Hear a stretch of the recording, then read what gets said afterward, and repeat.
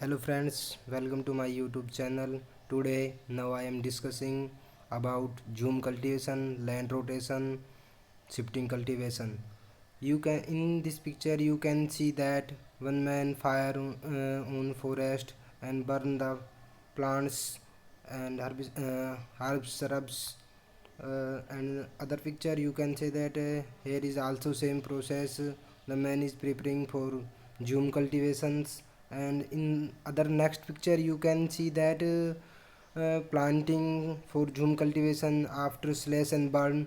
We planting the plants for the cultivation. And now I am discuss what is the zoom cultivation and what is the process of zoom cultivations. Shifting cultivation बोल सकते हैं या land rotation बोल सकते हैं अपन। देखिए कैसे करते हैं इसको। सबसे पहले क्या करते हैं, पहला स्टेप क्या आता है इसमें, distribute of forest patch by village elder. जो गांव का बड़ा बुजुर्ग होता है, जो एल्डर होते हैं, वो जाते हैं और फॉरेस्ट में कुछ जगह होती है जिसका चुनाव करते हैं। उसके बाद क्या करते हैं कि उस जगह पे जाके उसको पेड़ों को काटते हैं, और पेड़ों को काटने के बाद क्या करते हैं, उसको जो स्लैश होती है उसको सनलाइट में ड्राई करते हैं, और ड्राई करने के बाद उसको क्या कर देते हैं, बर्न कर देते हैं। बर्न करने के बाद जो स्लैश बचती है उसको वहीं पर फैला देते हैं, और उसकी जगह की जुताई करके उसमें सोविंग ऑफ क्रॉप सीड्स, उसमें क्रॉप सीड होते हैं उनकी सोविंग करते हैं। उससे अगला स्टेप क्या होता है, weeding thrice during crop growth. और जो वीड होती है उसको निकालते रहते हैं क्रॉपिंग के टाइम पे। फिर क्या करते हैं, हार्वेस्ट कर देते हैं।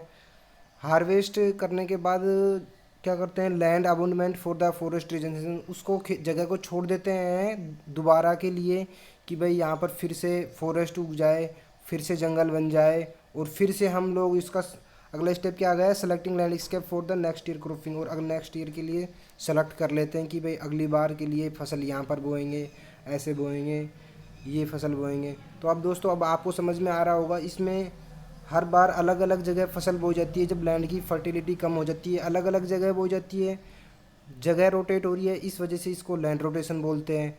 और जलाकर प्लांट्स को, या अपने ऐसे बोल सकते हैं कि भाई प्लांट्स को जलाकर खेती कर रहे हैं, इस वजह से इसको स्लेश एंड बर्न भी बोलते हैं। नेक्स्ट अगला स्टेप क्या है, demerits of shifting cultivation. Shifting cultivation की क्या क्या हानियाँ हैं या डीमेरिट्स है। देखिए सबसे बड़ी हानि तो डीमेरिट्स की ये है कि भाई डीमेरिट से एक तो डाइवर्सिटी का लॉस होता है, ठीक है, एक एनवायरमेंटल ग्रेडेशन होता है। दूसरी बात क्या है, जो बायोडाइवर्सिटी होती है वो नष्ट होती है। दूसरी बात क्या है, shifting cultivation is full faulty land use. इससे जब लैंड का यूज़ करते हैं तो उससे सोइल इरोजन होता है, क्योंकि हर बार अलग अलग जगह पर जाकर कल्टीवेशन करना पड़ता है, जिससे सोइल इरोजन होता है। It's primitive method of cultivation in which crop yield are less and require hard work. इसमें हार्ड वर्क की ज़रूरत होती है और उपज होती है फसल की वो कम मिलती है। Due to complete cutting and the burning of vegetation there is abrupt change in soil microbial population.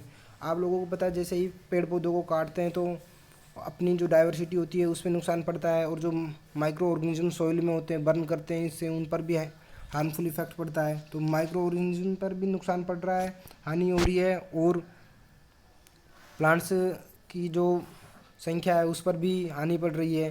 कैसे, एनवायरमेंट डिग्रेडेशन, एनवायरमेंट में ऑक्सीजन की मात्रा कम हो जाती है, उनको जलाते हैं तो अधिक मात्रा में धुआं निकलता है, जिससे पर्यावरण प्रदूषण होता है। There is loss of nutrient from the soil through run off leaching and percolation. यहाँ पर मैंने आप लोगों को पिछली वीडियो में भी बताया था कि भाई लीचिंग क्या होता है, परकोलेशन क्या होता है, रन ऑफ क्या होता है, उसकी वजह से न्यूट्रेंट की हानि भी होती है। तो इस प्रकार से हम लोग देख सकते हैं कि भाई कैसे जो झूम कल्टीवेशन होता है उसकी क्या क्या डीमेरिट्स है।